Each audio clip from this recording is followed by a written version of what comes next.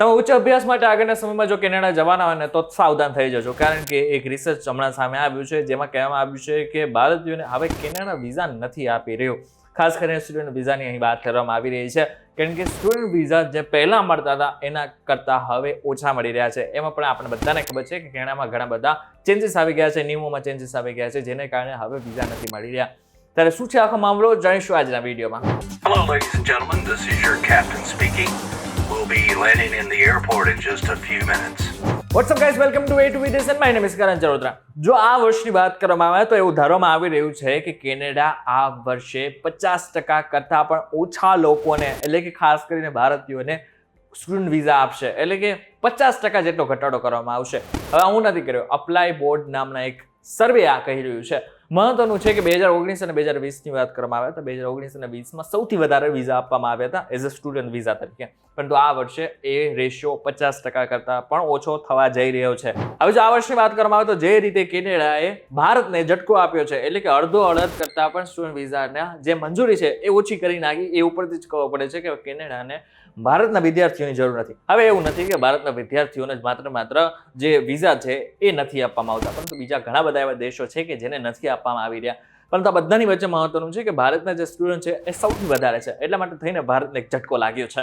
આ રિપોર્ટમાં વધુમાં જણાવ્યું છે કે વર્ષ 2023માં કેનેડામાંથી આંતરરાષ્ટ્રીય વિદ્યાર્થીઓ માટે 4,36,000 વિઝા પરમિટ આપવામાં આવી હતી, પરંતુ વર્ષ 2024ના અંત સુધીમાં આ સંખ્યા 2,31,000 સુધી મર્યાદિત રહેવાની ધારણા કરવામાં આવી છે.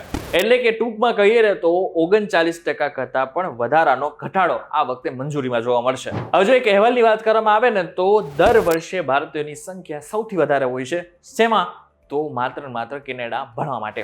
વર્ષ 2022ની વાત કરીએ તો કેનેડા આવતા 5.5 લાખ આંતરરાષ્ટ્રીય વિદ્યાર્થીઓમાંથી 2.26 લાખ વિદ્યાર્થીઓ ભારતના હતા. એટલું જ નહીં, 3.2 લાખ વિદ્યાર્થીઓ અત્યારે પણ કેનેડામાં ભણી રહ્યા છે. હવે આના કારણે માત્ર ભારતને જ ફાયદો થાય છે એવું નથી, એટલે કે ભારતના જેટલા પણ વિદ્યાર્થીઓ છે એનો ફાયદો થાય એવું નથી, કેનેડાને પણ આનાથી ઘણો બધો ફાયદો થતો હોય છે, કારણ કે જેટલા પણ વિદ્યાર્થીઓ ત્યાં ભણવા માટે આવતા હોય છે એ ઘણા બધા કામ પણ કરતા હોય છે, એટલે કે પાર્ટ ટાઈમ જોબ કરતા હોય છે. એના કારણે કેનેડાની અર્થવ્યવસ્થામાં પણ ઘણો વધારો થતો હોય છે. હવે એમાંથી ઘણા બધા વિદ્યાર્થીઓ એવા પણ હોય છે કે જેઓ ત્યાં ભણીને કામે લાગી જતા હોય છે, એટલે કે સીધો ફાયદો કેનેડાને થતો હોય છે. પરંતુ આ બધાની વચ્ચે 2 અઠવાડિયા પહેલા કેનેડાએ એક નિર્ણય કર્યો કે જે મુજબ હવે આગળના સમયમાં જેટલા પણ વિદ્યાર્થીઓને કેનેડા ભણવું હોય છે ને એને થોડી મુશ્કેલીનો સામનો કરવો પડશે. આ સાથે જ બીજા પણ નિયમો કેટલાક આવ્યા હતા, જેમ કે ઇમિગ્રેશન પોલિસીમાં સીધો જ ચેન્જ કરી નાખ્યો, જેને કારણે જેટલા પણ ત્યાં લેબર તરીકે કામ કરતા ભારતીયો હતા એને ઝટકો પડ્યો છે, કારણ કે હવે આગળના સમયમાં ત્યાં કોઈ લેબર માર્કેટમાં જોબ નહીં કરી શકે. આવા તો ધીરે જ્યાં સુધી કેનેડાની ચૂંટણી પર પહોંચશે નહીં ત્યાં સુધી આવા જ નિયમો આવતા રહેશે. આ બાબતે લઈને તમારું શું કહેવું છે? આ જે નિયમો છે એ કેટલા યોગ્ય છે? શું તમને લાગે છે કે કેનેડાએ આ જે નિર્ણય કર્યો છે એના કારણે હવે આગળના સમયમાં ભારતના વિદ્યાર્થીઓને તકલીફ પડશે? એમને કોમેન્ટ કરીને ચોક્કસથી કહેજો. વિડીયો થકી જો તમને કોઈ ઇન્ફોર્મેશન મળી હોય તો વિડીયો લાઈક અને શેર જરૂરથી કરજો.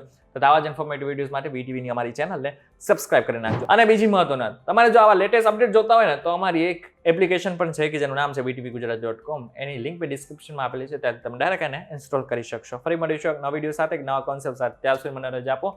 નમસ્કાર.